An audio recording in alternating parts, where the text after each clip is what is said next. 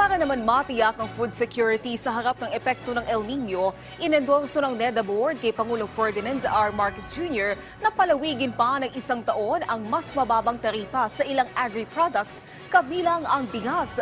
At sa harap naman ng paghahanda o sa naturang phenomenon, ang tanong sa NEDA, maaabot kaya ang target ng economic growth ng bansa? Nagbabalik si Kenneth Pasyente sa sentro ng balita. Sa katatapos na ika-12 at huling NEDA Board meeting ngayong taon na pinangunahan ni Pangulong Ferdinand R. Marcos Jr., inindorso ng National Economic and Development Authority o NEDA sa Pangulo ang proposed EO na layong palawigin ang pinababang Most Favored Nation o MFN tariff rates para sa ilang commodities kabilang na ang karne ng baboy, mais at bigas hanggang December 31, 2024. Thus, the tariff rates for pork will remain at 15% in quota and 25% out quota. Corn at 5% in quota and 15% out quota. And rice at 35% for both in quota and out quota for the extended period. Paliwanag ni Balisacan, makatutulong ang panukalang pagpapalawig ng reduced tariff rates para matiyak ang sapat na supply ng agricultural commodities at mapanatili ang mababang presyo ng mga ito na anyay makapagpapababa ng inflation. Magiging tugon din anya ito sa mga hamon sa agri-sector gaya ng ASF at posibleng epekto ng nakaambang El Nino phenomenon.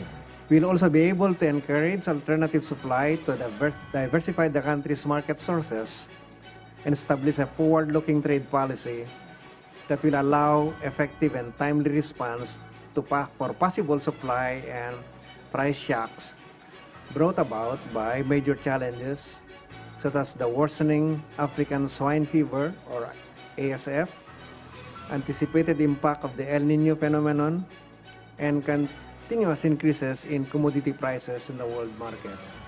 Ilang proyekto rin ang naaprubahan sa pagpupulong kabilang na ang Dalton Pass East Alignment Road Project sa Central Luzon.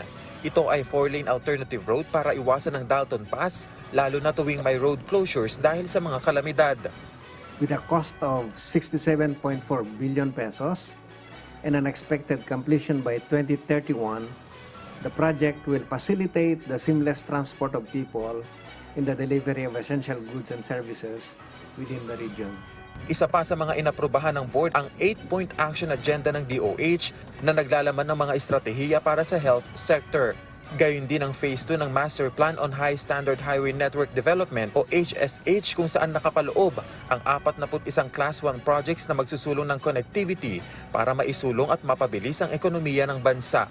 At ngayong magtatapos na ang 2023, giit ng NEDA, naging maganda ang economic performance ng bansa ngayong taon sa kabila ng iba't ibang mga hamon.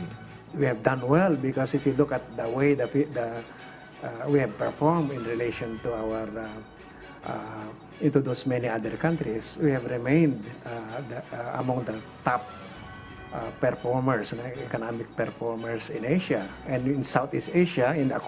She have read the report of ADB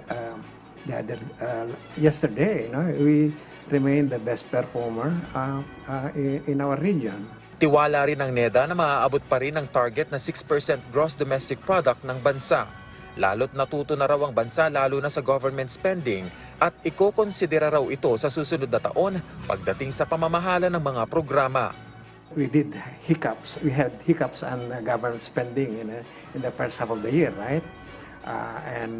That really hit us hard by way of growth and the kind of services we're able to provide our people.